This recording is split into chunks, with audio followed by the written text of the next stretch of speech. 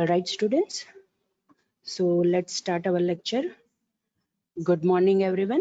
What we have done in last lecture, we have done login controls, and up till now we have completed 5 login controls. That is create user wizard control, change password, password recovery, login, and login status control. These are the controls which are present in ASP.NET in login category within web server controls, and we have already completed these controls. Right now, let's continue with the same topic. So today, first we will see login view control. Now, as the name says, login view control is used to display different kinds of views to the user.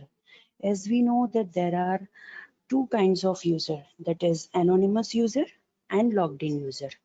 Anonymous user are the user those who are not still authenticated within our website, and logged in users means they are the users which are authenticated users of our website.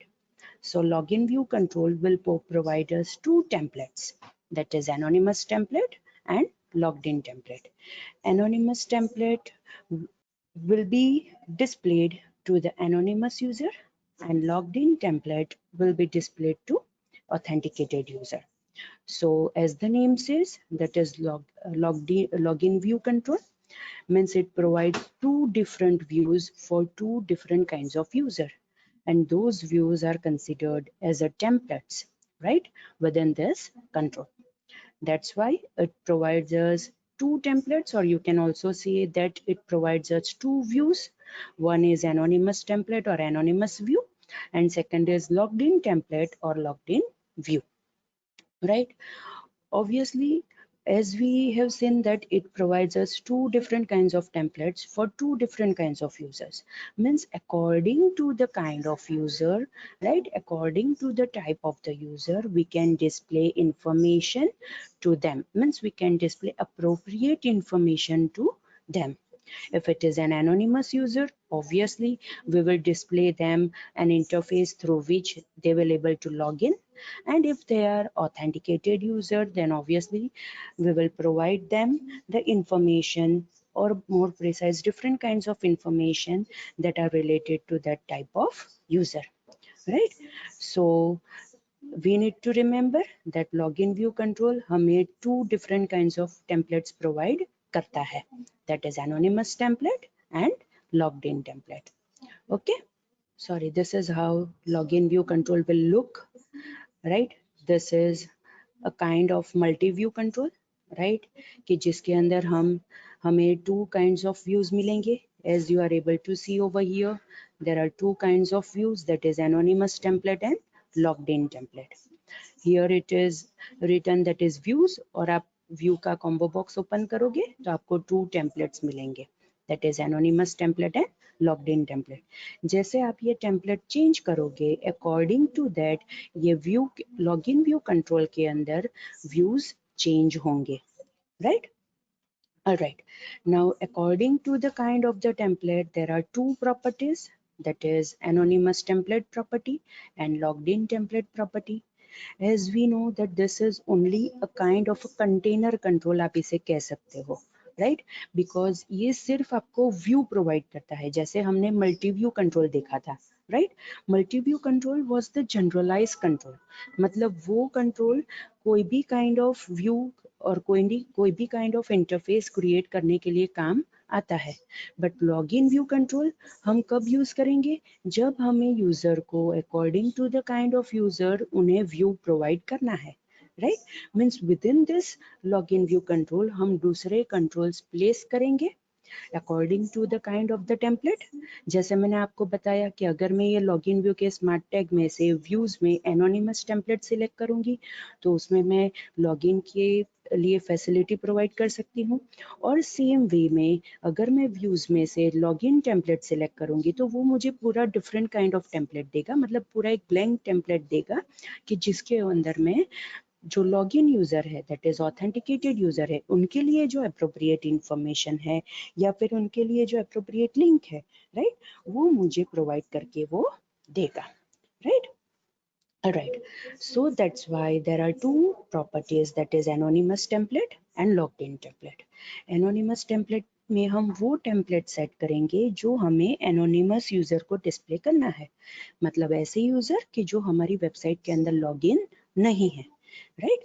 ऐसे user को अगर हमें template provide करना है तो हम ये anonymous template property के अंदर वो टेम्पलेट सेट कर सकते हैं, एंड लॉग्ड इन टेम्पलेट के अंदर हम ऐसे यूजर को टेम्पलेट प्रोवाइड करेंगे जो हमारी वेबसाइट के लॉग्ड इन यूजर्स है, राइट? मतलब हम उसके अंदर ऐसा टेम्पलेट सेट करेंगे. Now there is a default event, that is view changed event. It means कि जब भी ये view change होगा, ये view change event fire होगी. मतलब जब ये views change होते हैं उस वक्त आपको अगर कोई task perform करना है, right? तो आप ये view change event के ऊपर वो task perform कर सकते हो, right? So this is all about login view control, and you need to remember कि login view control is just a kind of a container control, आप इसे कह सकते हो, जो आपको two templates provide करेगा, that is anonymous template and logged in template, right? All right, now another is login name control. Again, as the name says, login name control हमें user को अगर login name display करना है, more precise user name display करना है जिसके through user login हुआ है, राइट? तो हम ये लॉगिन नेम कंट्रोल का यूज कर सकते हैं, राइट? ऑब्वियसली वो ASP.NET मेंबरशिप के अंदर से वो इंफॉर्मेशन रिट्राइव करके हमें वो डिस्प्ले करेगा, राइट?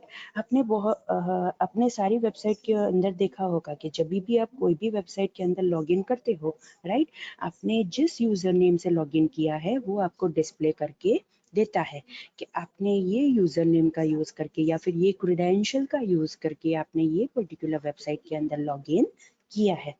Likewise, अगर हमें same functionality with the help of log n controls provide करनी है तो हम ये लॉगिन नेम कंट्रोल का यूज कर सकते हैं. ये लॉगिन नेम कंट्रोल क्या करेगा?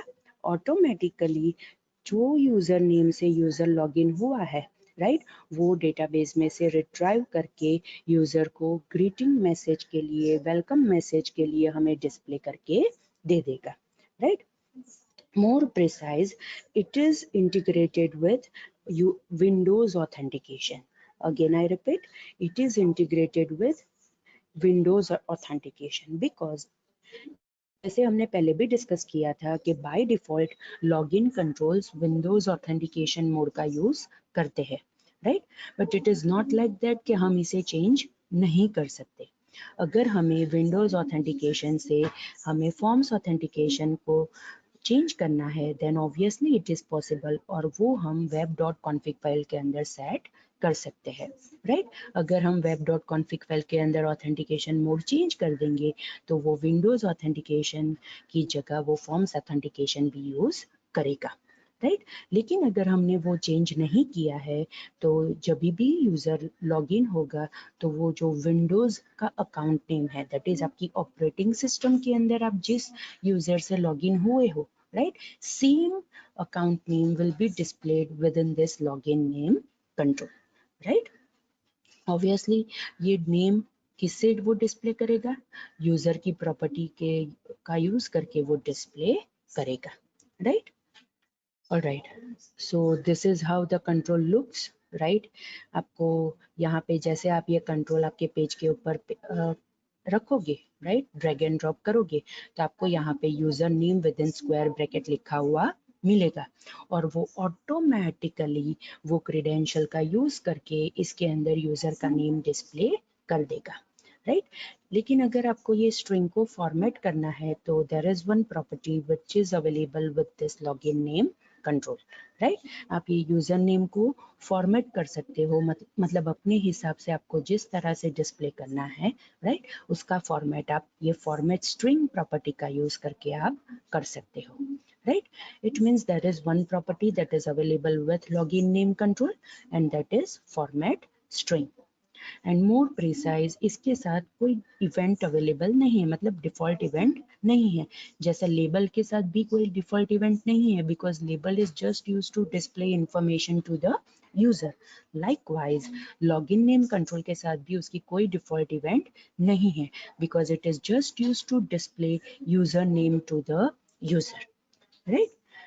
So this is another kind of login control, that is login name, जो आपको login name या फिर more precise user name display करने के लिए काम लगता है, right? All right. So students, up till now we have seen login controls, और यहाँ पे सारे login controls complete होते हैं. That is, you need to remember there are many different kinds of login controls के जो आपको login की functionality या फिर more precise authentication की functionality करने में आपको help provide करेगा। मतलब अगर आपको authentication related functionality provide करनी है यूजर को, राइट, तो वो आपको ये लॉगिन नेम, मतलब लॉगिन कैटेगरी के जो ASP.NET के अंदर जो कंट्रोल्स है, राइट, उसका यूज करके आप वो फैसिलिटी यूजर को प्रोवाइड कर सकते हो, right. So up till now we have seen create user wizard control, change password, password recovery, login, login status, login view and login name control, right? So there are total 7 different controls which are present in login category of ASP.NET Web Server controls. और ये आपको याद रखना है कि ये सारे controls अगर आप उसकी डिफॉल्ट फंक्शनैलिटी के साथ, उसके डिफॉल्ट इंटरफेस के साथ उसको यूज करोगे, राइट, तो वो ऑटोमेटिकली डेटाबेस क्रिएट करेगा विथ नेम ASP.NET DB.MDF, उसके अंदर वो टेबल्स भी क्रिएट कर देगा, and with the help of that tables वो ऑटोमेटिकली ऑथेंटिकेशन की फैसिलिटी भी प्रोवाइड कर देगा। लेकिन कब? अगर आप उसका डिफॉल्ट इंटरफेस यूज करके उसको इम्प्लीमेंट करते हो तो। लेकिन अगर आप ये जितने भी लॉगिन कंट्रोल्स है उसको आप फॉर्मेट करते हो या फिर उसको आप कस्टमाइज करते हो अपने हिसाब से, देन ऑब्वियसली आपको पूरा प्रोग्रामेटिकली खुद करना पड़ेगा, राइट। सो ये आपको यहाँ पे याद रखना है। ऑलराइट, जैसे मैंने आपको बताया कि बाय डिफॉल्ट सारे लॉगिन कंट्रोल्स विंडोज ऑथेंटिकेशन के साथ वर्क करते हैं, बट ऑब्वियसली हर बार हमें ऐसा नहीं करना होता है, बिकॉज विंडोज ऑथेंटिकेशन मतलब विंडोज ऑपरेटिंग सिस्टम के अंदर जो यूजर की इंफॉर्मेशन है या फिर यूजर का अकाउंट है उसका यूज करके लॉगिन कंट्रोल्स वर्क करते हैं बाय डिफॉल्ट। लेकिन ऑब्वियसली हमें वो नहीं चाहिए, हमें हमारे हिसाब से इसको वर्क करवाना है। इट मीन्स कि जो क्रेडेंशियल यूजर प्रोवाइड करेंगे अकॉर्डिंग टू दैट हमें इसको वर्क करवाना है। सो उसके लिए आपको web.config फाइल के अंदर ऑथेंटिकेशन टैग के अंदर आप उसका मोड चेंज कर सकते हो। By default as you are able to see over here, by default authentication mode होगा विंडोज, राइट। आपको क्या करना है, ये ऑथेंटिकेशन के अंदर ये जो मोड एट्रीब्यूट है उसको आपको सेट करना है फॉर्म्स, राइट। जैसे ही आप यहाँ पे ऑथेंटिकेशन के अंदर मोड एट्रीब्यूट में फॉर्म सेट करोगे, वो क्या करेगा, ऑब्वियसली जो भी ऑथेंटिकेशन रिलेटेड जो इंफॉर्मेशन है, राइट, वो हम जो क्रेडेंशियल्स प्रोवाइड करेंगे एक्सप्लिसिटली उसका यूज करके वो ऑथेंटिकेशन करके हमें दे देगा, right. So you need to remember this over here कि अगर आपको लॉगिन कंट्रोल्स को फॉर्म्स ऑथेंटिकेशन के साथ वर्क करवाना है तो आपको ये ऑथेंटिकेशन टैग के अंदर मोड्स प्रॉपर्टी को चेंज करना पड़ेगा। अगर आप ये चेंज नहीं करोगे तो बाय डिफॉल्ट वो विंडोज ऑथेंटिकेशन ले लेगा, राइट। सो स्टूडेंट्स, यहाँ पे सारे लॉगिन कंट्रोल्स कंप्लीट होते हैं, एंड अलोंग विद दैट हमने ऑथेंटिकेशन जो टैग है उसका लॉगिन कंट्रोल के साथ क्या इंपॉर्टेंस है, क्या सिग्निफिकेंस है, वो भी हमने यहाँ पे कंप्लीट कर दिया है, राइट। सो लॉगिन कंट्रोल्स की कैटेगरी यहाँ पे कंप्लीट होती है। ऑलराइट,